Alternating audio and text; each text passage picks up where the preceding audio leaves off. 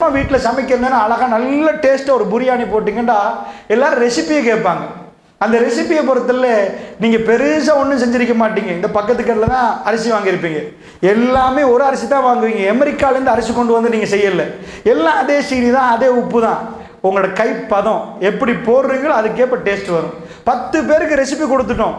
10 பேர் சமைக்கிறாங்க. 10 ஒரே டேஸ்ட்டில் வருமா? ஒரே கடையில் ஒரே லெவலில் எல்லாம் ஒரே மாதிரி வாங்கி போட்டு ஆக்குறாங்க. ஆனால் 10 பேருடைய கை வித்தியாசமாக இருக்கு. 10ம் 10 விதத்தில் வரும். இதை மாதிரி திருமணம் முடிக்கிறதுக்கு என்று ஒரு ரெசிபியை கொடுத்து இப்படித்தான் வாழணும்டா அப்படிலாம் வாழையில ரொபோஸ் இல்லை. மனிதன் அதை வாழ்றதுக்கான எங்கேயோ ஒரு எரர் நடந்துட்டு அந்த எரரை கண்டுபிடிச்சிட்டு போனா உண்மையா ஒரு விஷயத்த சொல்றேன் தாய்மார்களே, நல்லா புரிஞ்சுக்கோங்க. வல்லாஹி இந்த துனியாவில் அல்லாஹ் நிறைய இன்பங்களை வச்சுக்கிறேன். நிறைய இன்பங்களை வச்சான். அதுல ஃபர்ஸ்ட் நம்பர் 1 இன்பம் எதுன்னு கேட்டீங்கடா, நம்பர் 1 என்னன்னு கேட்டீங்கடா, அங்கதான் ஷாக் ஆகுறோம் நாங்க. அல்லாஹ் அதை அமெரிக்காவுக்கு கொடுக்க விரும்பல, ஐரோப்பாவுக்கு கொடுக்க விரும்பல, அல்லது ஒரு சிலர்களுக்கு அல்லாஹ் அதை கொடுக்க விரும்பல. நான் அமெரிக்கா ஐரோப்பான்னு அவங்க மட்டும் இல்லை, அதிகமான இடங்களுக்கு அல்லாஹ் அதை கொடுக்க விரும்பல. அதுதான் திருமண உறவு.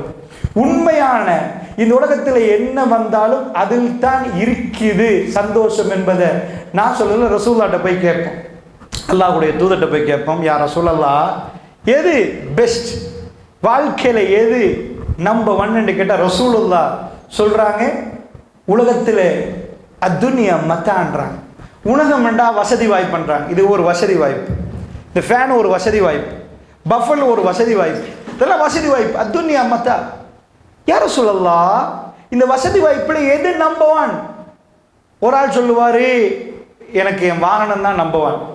இன்னொரு ஆள் சொல்லுவாரு நான் கெட்டின வீடு தான் நம்பர் 1. மற்ற ஆண்ட எல்லாம் வரும். ஃப்ரிட்ஜில் இருந்து, வாஷிங் மிஷின்ல இருந்து, ஃப்ளைட்ல இருந்து, வாகனத்துல இருந்து எல்லாம் வரும். ரசூலுல்லாஹ் சொல்லுவாங்க வஹைரு மத்தாஇஹா, எல்லா மத்தாவையும் வச்சு இதுல நம்பர் 1 எதுன்னு கேட்டீங்கன்னா அல்மரஅத்து சாலிஹா, ஒரு ஆணுக்கு சாலிஹான பெண்ணுண்டாங்க ரசூலுல்லாஹ்.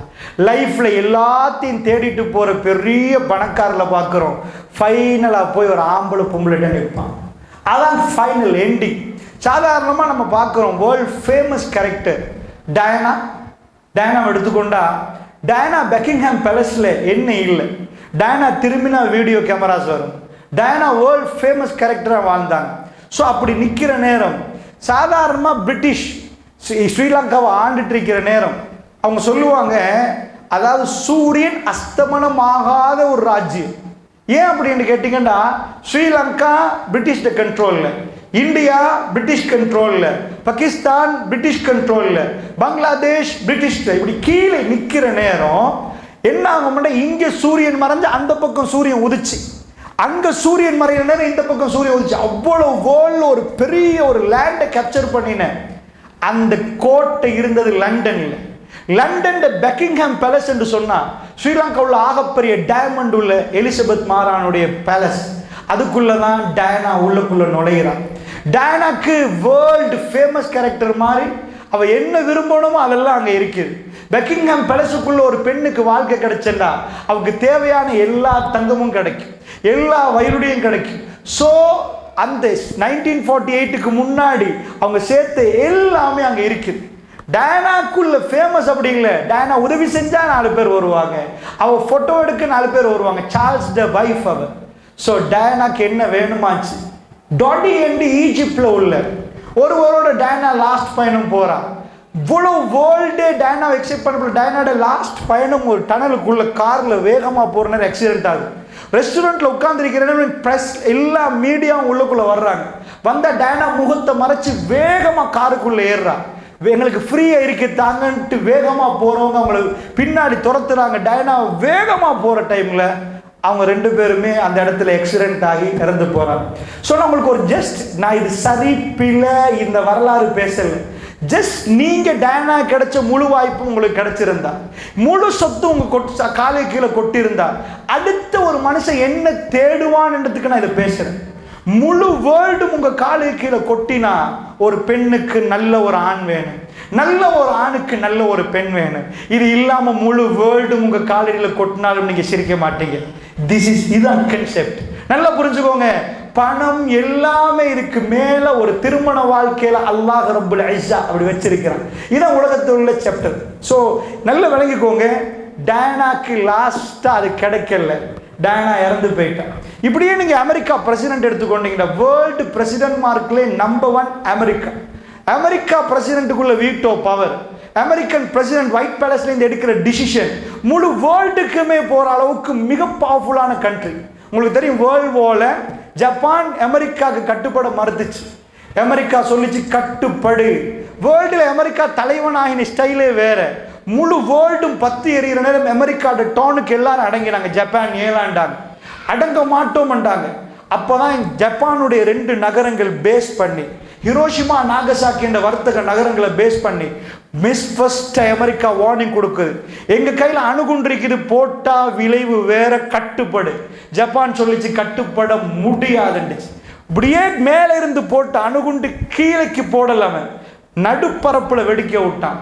ஹிரோஷிமா 10 எரிய ஆரம்பிச்சு, நாகசாக்கி 10 எரி. ஜப்பான் அடுத்த நிமிஷத்துல அமெரிக்காவுக்கு சொல்லிச்சு நாங்க கட்டுப்படுறோம், இதுக்கு மேல வெடிக்க விடாதீங்க. 75 இயர்ஸ் பிறக்கிற குழந்தைகள் மொடமா பிறப்பாங்கன்னு சயின்டிஸ்ட் சொன்னாங்க. அணுகுண்டு தாக்கம் முழு வேர்ல்டும் கண்டிச்சு. அமெரிக்கா பேசினா திரும்ப பேசக்கூடாது என்பதற்கு முழு வேர்ல்டும் பயந்துச்சு. ஜப்பான் அதுக்கு பிறகு வேர்ல்டோட எதுவுமே பேசல. ஹிரோஷிமா நாகசாக்கி அழிஞ்சு போச்சு. ஜப்பானுடைய வர்த்தக நகரங்கள் குலுங்கி போச்சு. அமெரிக்கா வேர்ல்டுக்கு தலைவரான பிறகு அமெரிக்காவுடைய பவர் வேற. அமெரிக்கா சொன்னா கேட்கணும், அமெரிக்கா சொன்னா கட்டுப்படணும், அமெரிக்காவுக்கு மீறி போகக்கூடாது என்ற ஒரு கொள்கை அமெரிக்கா அந்த இடத்துல பதிவாச்சு. அதுக்கு ஒரு தலைவர் வர்றார். அமெரிக்கா இவ்வளவு பவரா இருந்தா, அதனுடைய இதெல்லாம் பவரா இருந்தா, அமெரிக்கன் பிரசிடென்ட் எவ்வளவு பவரா இருப்பார் நினைக்கிறீங்க? அதுதான் இதுக்கு முன்னாடி நீங்க பாத்தீங்கன்னா இப்ப ஜோ பைடன், அதுக்கு முன்னாடி டொனால்ட் ட்ரம்ப், அதுக்கு முன்னாடி பராக் ஒபாமா, அதுக்கு முன்னாடி ஜார்ஜ் டபிள்யூ புஷ், அதுக்கு முன்னாடி பில் கிளின்டன். இந்த பில் கிளின்டனை பொறுத்தவரை ஒயிட் பேலஸ் அமெரிக்காவுடைய பிரசிடென்ட் கொடுக்கிற வசதி வாய்ப்பு எல்லாம் கொஞ்சம் நெஞ்சம் இல்லை. நீங்க நினைக்கிறீங்க அவர் போற கார் 400 km/h போனாலும் உள்ளுக்குள்ள டீ கப் அசையாது. அது ஜஸ்ட் ஒரு ரூமாவே இருக்கு. சாதாரண உங்க கார்ல பச் போட்டா ரோட்ல நிப்பாட்டுங்க. அமெரிக்கன் பிரசிடென்ட்டுடைய கார்ல முன்னாடி அவங்க பிளட் குரூப் நின்று இருக்குது. ஏதாவது அவசரமா தேவைண்டா பிளட் சப்ளை பண்ணுவாங்க. ஸோ அவ்வளவு ஃபெசிலிட்டிஸ் ஒரு பட்டன் அமிழ்த்தினா பென்டகனுக்கு போயிடும். அந்த அளவுக்கு அவ்வளவு பவர்ஃபுல் காஸ் அது இது எல்லாம் கொடுக்கப்பட்டுருச்சு. ஒரு மனுஷனுக்கு என்ன தேவையோ அது அவ்வளவு கொடுக்கப்பட்டு ஒயிட் பேலஸ்ல நீங்க உட்கார்ந்து ஒரு நாள் கையை கட்டி பார்த்தீங்கன்னா வேர்ல்டு லீடரா உங்களுக்கு என்ன வேணும்னு நினைக்கிறீங்க? இதை விட என்ன வேணும்? பில் கிளின்டன் ஞாபகம் இருக்கு சில பேருக்கு. பில் கிளின்டன், இது நான் இன்றைக்கு படிச்சு சொல்லல, அன்றைக்குள்ளதான் வல்லாஹ் எனக்கு ஞாபகம். இப்ப கிட்டத்தட்ட பத்திரிகையில படிக்கல, நான் அப்ப கேட்ட நியூஸ் தான் இப்ப நான் உங்களுக்கு சொல்றேன். பில் கிளின்டன் மீடியாவுக்கு வந்து அப்ப சொல்ல போக்கல, அப்ப உங்களுக்கு ஞாபகம் இருக்கு, மோனிகா லெவின்ஸ் ஒரு பெண்ண பேர் வருது. மோனிகாண்டா சஹாபி பெண்ண பேர்ல நான் பாடமாக்க அப்ப எத்தனை தடவை வந்திருக்கு, எனக்கு இன்றைக்கு வரைக்கும் அது மனசுல பதிஞ்சிருக்கு. மோனிகான்னு ஒரு பேர் வரும். என்னப்பா மோனிகாண்டா? அமெரிக்கன் பிரசிடென்ட் பில் கிளின்டனுடைய wife Hillary Clinton. Hillary Clinton 2 பேரும் பில்லும் ஹிலரியும் அப்படி என்ற இப்ப செனட் சபைக்கு வந்து ஒரு வைஃப் என்றா ஹிலரி கிளின்டன். இந்த டொனால்ட் ட்ரம்போட போட்டி போட்டு தோத்தவ தான் ஹிலரி கிளின்டன். அதான் டொனால்ட் ட்ரம்ப் அதுக்கு பிறகு ஜனாதிபதி ஆனது. அப்ப ஹிலரி கிளின்டன் என்பது அப்படி ஹஸ்பண்ட் அண்ட் வைஃப் மேட்ச். ஏண்டா அமெரிக்காவோட செனட் சபைக்கு வர என்பது லேசி இல்லை, அது அப்படி குவாலிஃபிகேஷனோட குவாலிஃபைட் ஆகி வரணும். ஸோ செனட் சபைக்கு வந்த ஒரு பெண்ணண்டா பில் த வைஃப். ஆனா பில் கிளின்டன் ஜனாதிபதி ஆகிய மோனிகா என்ற ஒரு பொம்பளை பேர் வந்துச்சு. பில்லுக்கு மோனிகாவுக்கும் தொடர்புன்னு நான் சொல்லல, வேர்ல்ட் மீடியா சொல்லிச்சு. அமெரிக்கன் பிரசிடென்ட் கால் எல்லாம் கொட்டினாலும் ஒரு ஆணுக்கு தனக்கு சூட்டபலான ஒரு மனைவி இருக்க இன்னொரு பெண்ணோடு தொடர்பு படுத்தி பேசுறாங்கண்டா சம்திங். வேர்ல்ட்ல நிறைய ஹோட்டல்ஸ் இருக்குது.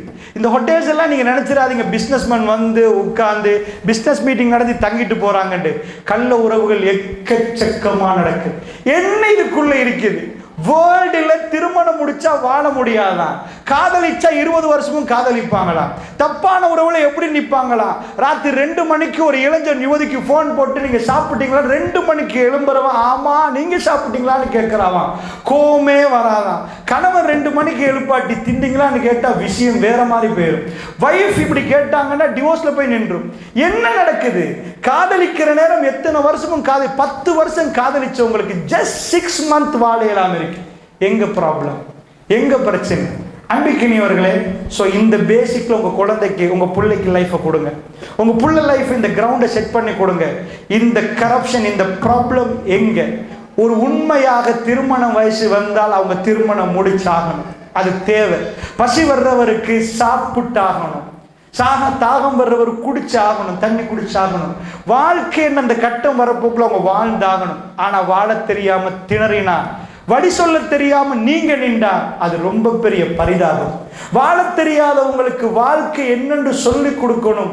அதற்காக இந்த கூட்டம் போடப்பட்டிருக்குது. படிச்சு போய் உங்க குடும்பத்தை இது பண்ணணும், உங்க வாழ்க்கையில் உள்ள பிரச்சனைகளுக்கு சொல்யூஷன் காணணும், உங்க பிள்ளைகளுக்கு வழி சொல்லி கொடுக்கணும். அதுக்கு தான் நம்பர் 1 எங்க ப்ராப்ளம் தேடிட்டு போவோம்.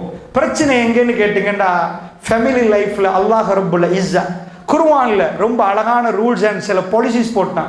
நீங்க ஒரு வீடு ரெண்டுக்கு எடுக்கிறீங்கன்னு வைங்க, அவர் லோயருக்கு முன்னாடி போனீங்கன்னா சில கண்டிஷன்ஸுக்கு முன்னாடி நீங்க சைன் வைக்கணும். வீடு டேமேஜ் பண்ணிட்டீங்கன்னா ரிட்டர்ன் கொடுக்குறேன்னு அட்வான்ஸில் கழிச்சிருவாங்க. இந்த டேட்டுக்கு கூட கொடுக்கணும். ஒரு நாள் நீங்கள் இருந்தீங்கன்னா உங்கள் ரெண்ட்லேருந்து இத்தனை இதாகும். Rules and regulation. ஸோ திருமணம் முடிக்கிறதுக்கு முன்னாடி அல்லாஹ் சில ரூல்ஸ் கொடுக்குறாரு. இந்த ரூல்ஸுக்கு கட்டுப்பட்டா மட்டும்தான் அந்த லைஃப் சேவ் இதாகும். இல்லைண்டா வாழ இயலாது. ஆணுடைய சிந்தனை வேற, பெண்ணுடைய சிந்தனை வேற. இந்த ரெண்டும் சேராது. சேரணும்டா அது ஒரு இடம் ஒன்று இருக்குது. ஆணும் பெண்ணும் சேர்ந்து வாழணும். உலகம் நடக்கு. சைனா ஆச்சரியமா இருக்குது. வேர்ல்ட் லார்ஜஸ்ட் பாப்புலேஷன் சைனா சொன்னாங்க இதுக்கு முன்னாடி, கணவன் மனைவி நீங்க 2 பேரும் திருமணம் முடிச்சிட்டீங்களா உங்களுக்கு ஒரு புள்ள தான்டா. 2 புள்ள பெற்றெடுக்கிறா சைனா கவர்மெண்ட்டுக்கு நீங்க ஃபைன் கட்டணும். அதுக்கு மேல கட்டணும் ஒரு புள்ளைக்கு. இங்க புள்ள பெத்தெடுத்தா ஃபைன் எல்லாம் கட்ட தேவையில்லை. வேண்டிய மாதிரி பெத்தெடுக்கலாம். அது கவர்மெண்ட்ல நீங்க பெத்தெடுக்கிறீங்களா வார்ன் பண்ணுவாங்க. நிப்பாட்டுங்கம்மா 3 போதுமா, இதோட முடிச்சிருங்க. என்னமோ அவங்க குடும்பத்துக்கு செலவழிக்கிற மாதிரி இது பண்ணுவாங்க. ஸோ சைனா என்ன பண்ணுதுன்னா அந்த மாதிரி ஒரு சட்டம் போட்டுச்சு. நோ என்ற வேர்ல்டு அதாவது எக்கானமியில் சைனா முன்னாடி வரணும்னு அவங்க நினைச்சாங்க. அமெரிக்கா தன் அறிவை பயன்படுத்தி பொருளாதாரத்தில் நம்பவனா வருது. சைனா அறிவை பயன்படுத்திலாம் வரல, தன் ஆட்களை பயன்படுத்தி வந்துச்சு. எங்களுக்கு எத்தனை பேர் இருக்கிறாங்க? இத்தனை பேர் இருக்கிறாங்கண்டா இத்தனை பேர்ல இவ்வளவு கிரவுட் இருக்கிற நேரத்தில் இந்த கிரவுட்ல என்ன செய்யலாம்? எங்க ஆட்களை விற்போண்டாங்க. உடனே அவங்க லேபர் காஸ்ட்டை குறைச்சி விட்டாங்க. உலகத்தில் உள்ள இதில் அவங்க ஆட்கள் எல்லாம் வேலை எல்லாம் மெஷின் வச்சு அடிச்சு வேர்ல்டுக்கு எல்லாம் சமணம் கொடுத்தாங்க. சைனாக்கு நிறைய சல்லி வர ஆரம்பிச்சு. ஸோ சைனா பார்த்தாங்க, ஆஹா இப்படி சொல்லுங்க கேளுங்க உங்களுக்கு புரியுறது. நீங்க சாதாரணமாக இந்த மைக் வாங்கணும்னு வைங்க, கடைக்கு போய் எல்லா கடையிலும் இந்த மைக் இருந்தால் போட்டி வந்துடும். இந்த மைக்கு விலை வந்து ஒரே ஒரு கடையில் மட்டும் இருந்தால் உங்களுக்கு எல்லாருக்கும் மைக் தேவை. யாருக்கு இந்த மைக் வாங்குற இடம் தெரியாது. இது 5000 50,000 வாங்க. எல்லா கடைக்கும் வந்துட்டேன்டா இது 500 ரூபான்னு வாங்க. சில டைமில் பார்த்துப்பீங்கன்னா வெஜிடபிள்ஸ் வந்து அப்படி விலை குறைஞ்சிடும். சில டைமில் அவ்வளோ விலை ஏறிடும். ஏன்பா சிலது விலை ஏறுது விலை குறையுதுன்னு கேட்டால் அப்போ எல்லா இடத்துலையும் சர்வசாதாரணமாக விளைஞ்சிருக்கும். விலைக்கு வர்ற டைமில் 50 ரூபாண்டுவான். சில நேரத்தில் விவசாயிகள் சொல்லுவாங்க, எங்களுக்கு இதுக்கெல்லாம் விற்றா நாங்கள் செலவழிச்சது கூட இல்லை, இது சாக தோணுதுன்றுவாங்க சில பேர். ஏனென்றால் அவ்வளோ மலிஞ்சிரும். சில டைமில் இல்லை அழிஞ்சு போயிடும். கொஞ்சம் நெஞ்சம் தான் மிஞ்சிருக்கும். அந்த மிஞ்சது மார்க்கெட்டுக்கு வந்தால் அந்த வந்ததுக்கு பெரிய விலை கொடுக்கணும். சொல்லுவாங்க டிமாண்டை பொறுத்து. சைனால மனுஷனுக்கு பஞ்சமே இல்லை. உள்ள லேபர்ல ஸ்ரீலங்காக்கு வந்து ஒருத்தரை போய் வேலைக்கு எடுக்கணும்னா ஒரு நாளைக்கு எவ்வளோ தருவீங்கன்னு கேட்குறான். 1000 ரூபா. அதெல்லாம் பத்தாது. இப்போ 65 ரூபா தரணும். சைனாக்கு போனால் 400 ரூபாய்க்கு ஒரு ஆள் எடுத்துட்டு வந்துடலாம். ஏன்டா எங்கே பார்த்தாலும் மனுஷன் நிறைஞ்சிருக்கிறனால அங்கே விலை கம்மி. அதை வச்சு சைனா முழு பேரை விற்று வேர்ல்டுக்கு பெரிய ஆள் ஆகணும். இப்போ அவனுக்கு ஒரு பயம் வந்துச்சு. என்ன பயம்?